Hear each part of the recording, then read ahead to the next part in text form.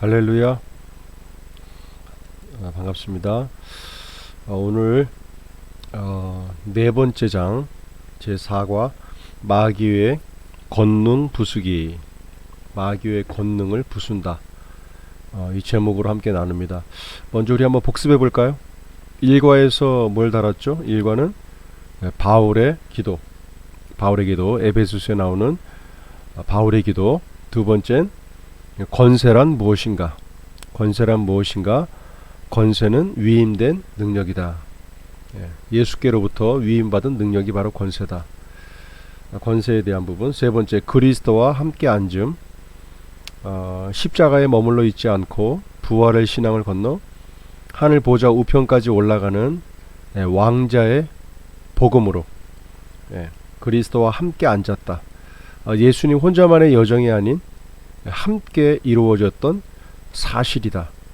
그것이 믿음 가운데 나타나야 한다. 이제 그 부분을 함께 나눴습니다. 자, 오늘은 4장 마귀의 권능 부수기, 마귀의 권능 함께 봅니다.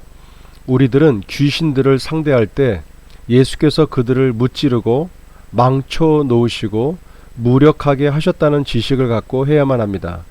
그러니까 귀신 들린 자들을 만나거나 영적으로 혼란스러운 자들에게 축사가 필요할 때 우리가 먼저 가져야 될 지식은 예수님께서 그 귀신들의 권능을 무력하게 하셨다라는 그 지식을 먼저 갖고 있어야 한다라고 말하고 있습니다.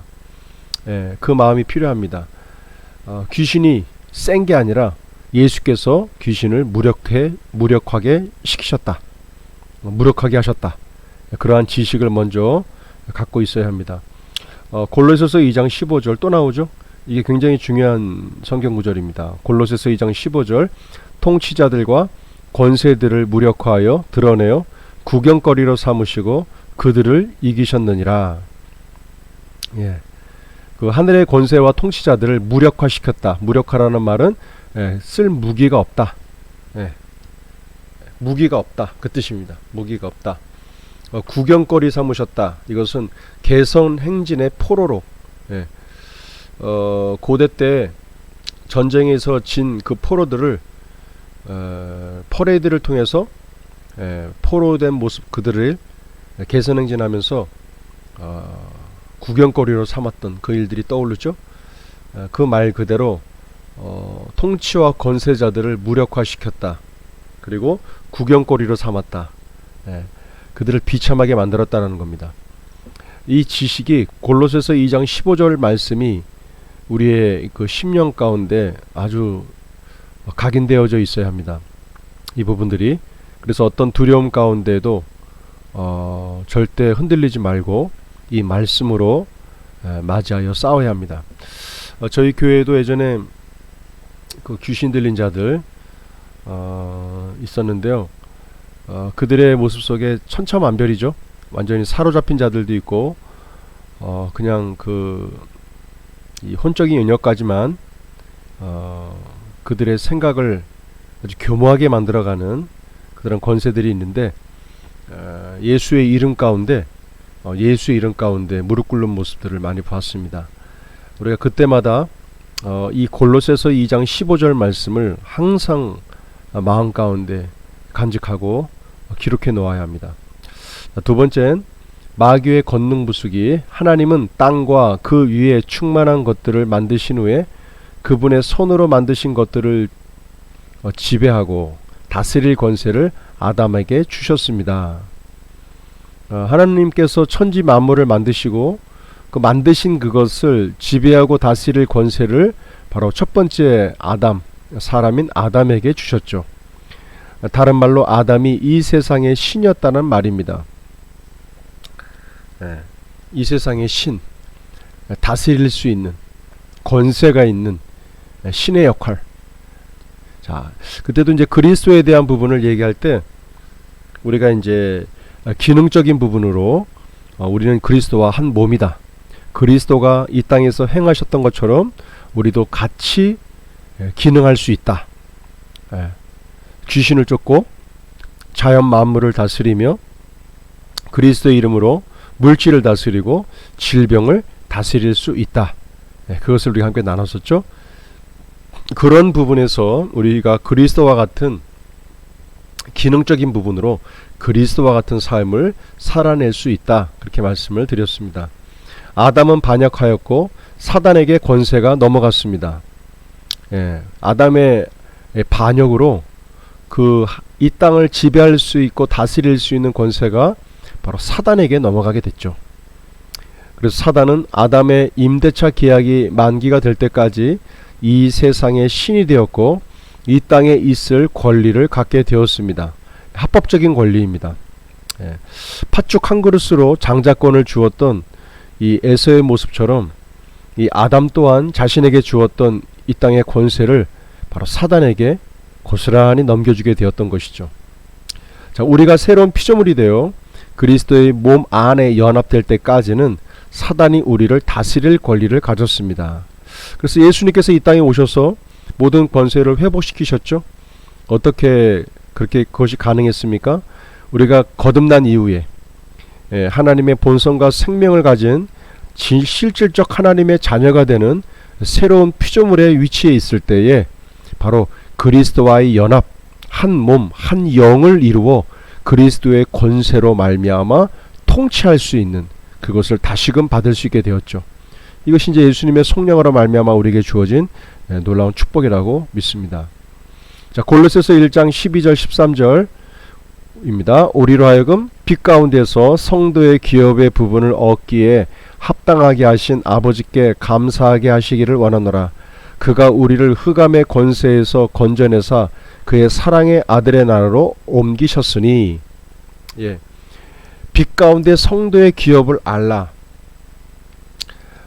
이 굉장히 중요한 부분입니다. 우리가 이제 하나님 앞에 모든 것을 구하고 하나님께서 모든 것을 해결해 주시기를 바랬던 우리들의 신앙의 모습 속에서 이제는 한 단계 더 높은 실질적 하나님의 자녀의 모습으로 권세를 가진 자의 삶 속에 과연 우리가 성도로서 하나님 앞에 부르심 받은 하나님의 자녀로서 어떤 기업의 유익과 그러한 축복들이 있는지를 우리가 발견할 수 있어야 합니다. 그래서 우리가 이 믿는 자의 권세라고 하는 이 책을 다루는 이유도 이제는 나약한 그리스도인이 아닌 바로 실질적 권세를 가진 자로서 담대하게 예수 그리스도의 이름으로 승리하는 삶을 살자. 이것이 이제 주된 내용이겠죠. 그래서 우리가 1차적으로 우리 한 사람 한 사람에게 주어진 이 기업의 부분들, 이것들이 이제 보이기 시작해야 합니다. 이 땅에 있는 모든 만물을 다스릴 수 있는 권세가 보이기 시작해야 하는 것이죠. 또한 흑암의 권세에서 건져내셔서 그의 사랑의 아들의 나라로 옮기셨다. 우리의 영적인 위치는 이제 흑암의 권세 가운데 있지 아니하고 하나님의 아들의 나라로, 사랑 가운데 아들의 나라로 우리가 옮겨진 자리에 있습니다. 로마서 8장에서 말하고 있는 부분이죠. 자, 이것이 바로 사단이 우리를 지배하거나 통치할 아무런 권리가 없다는 이유입니다. 그러나 보통 그리스도인들은 하나님의 권세와 능력보다도 사단의 권세와 능력에 더 믿음을 가지고 있습니다. 그 이유가 뭐 때문일까요? 바로 모르기 때문입니다. 하나님의 자녀로서의 가져야 될 권세가 무엇인지를 모르기 때문에 사단에게, 마귀에게, 귀신에게 항상 눌려있게 되는 것이죠. 자, 그 다음 볼까요? 자, 예수께서 행하신 모든 것은 우리를 위해서 하신 것입니다. 예수님의 죽으시고 부활하시고 승천하신 그 모든 일은 자신 혼자만의 삶을 위한 것이 아닌 바로 지금 믿고 있는 우리들에게 동일한 은혜를 허락하신 그 일들을 위하여 우리를 위해서 하신 것이다.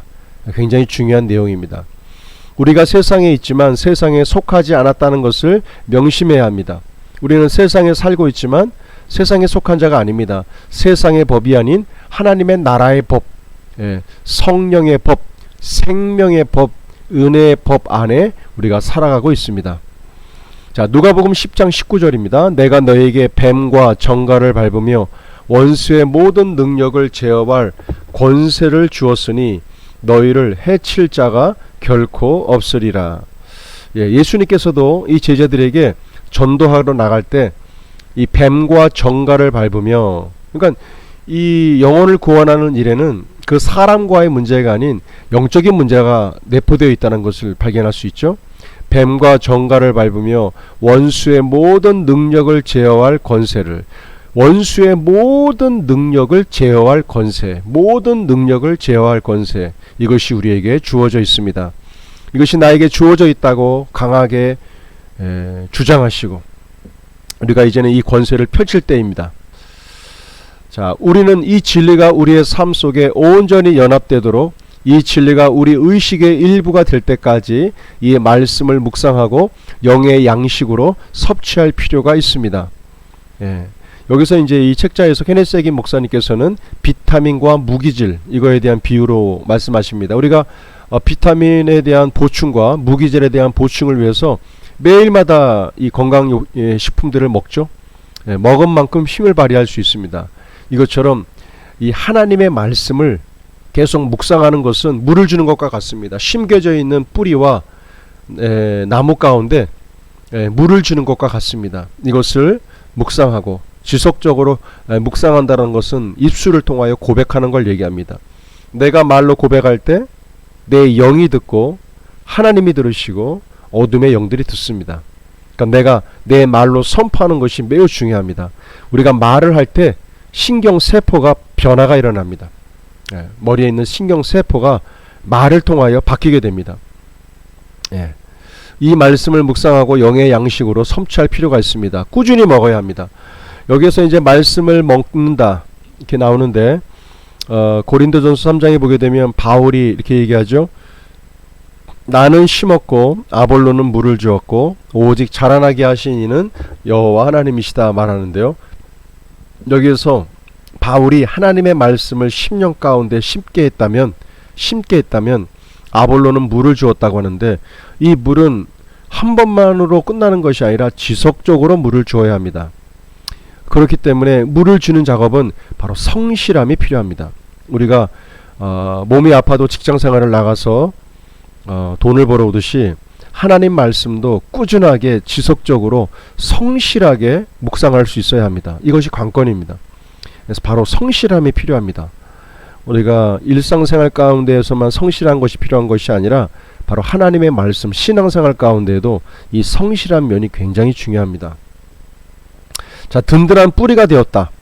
이 뿌리가 든든하다는 것은 비바람과 폭풍우 가운데 흔들리지 않는다라는 것이죠. 그래서 삶의 현장 가운데 바로 흔들리지 않는 신앙을 얘기합니다.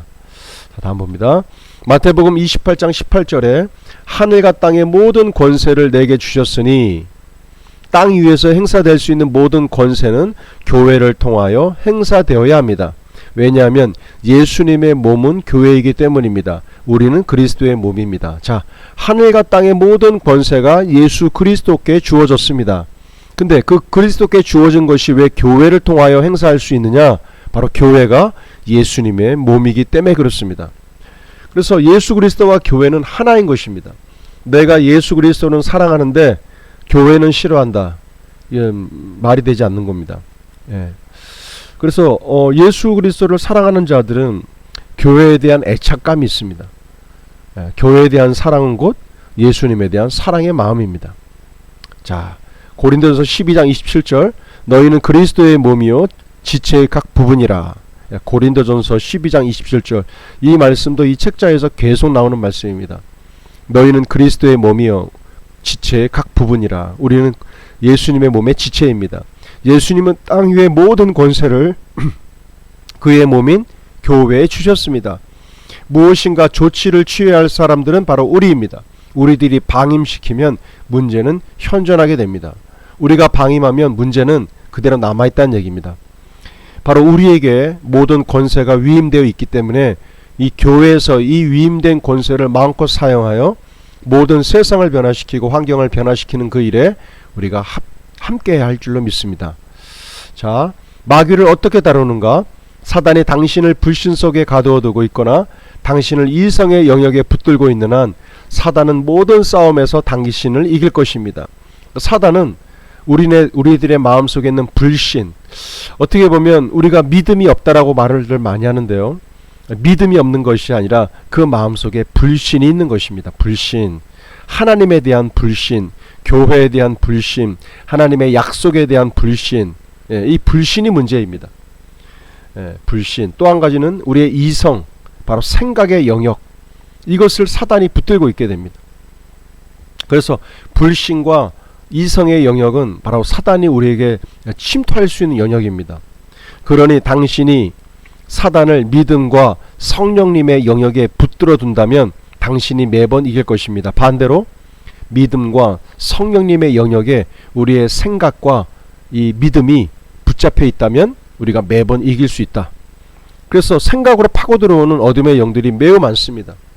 잘못된 지식으로, 잘못된 영적 지식으로, 감정으로, 이성으로, 생각으로 파고 들어옵니다.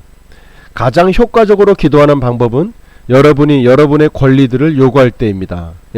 이 책자에서 말씀하시는 것은 이 기도하는 방법, 우리가 어떻게 기도할까?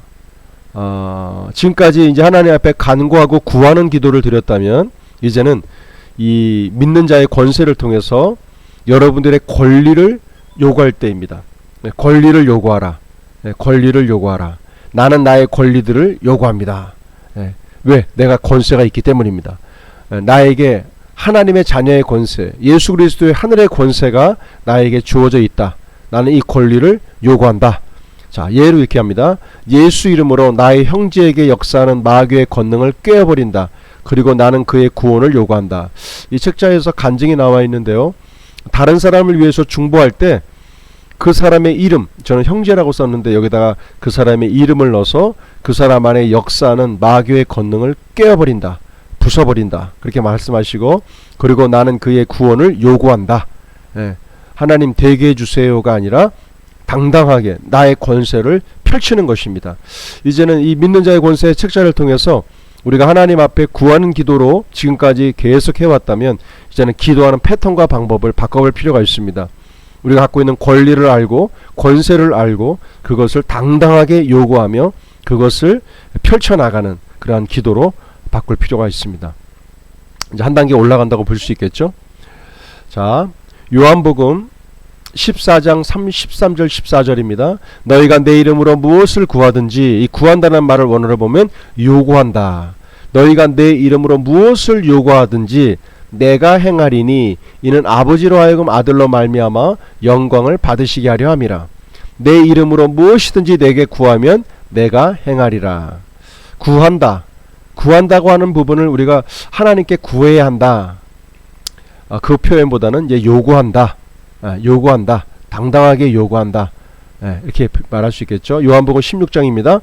그날에는 너희가 아무것도 내게 묻지 아니하리라. 내가 진실로 진실로 너희에게 이르노니 너희가 무엇이든지 아버지께 구하는 것을 내 이름으로 주시리라. 지금까지는 너희가 내 이름으로 아무것도 구하지 아니하였으나 구하라. 그리하면 받으리니 너희의 기쁨이 충만하리라.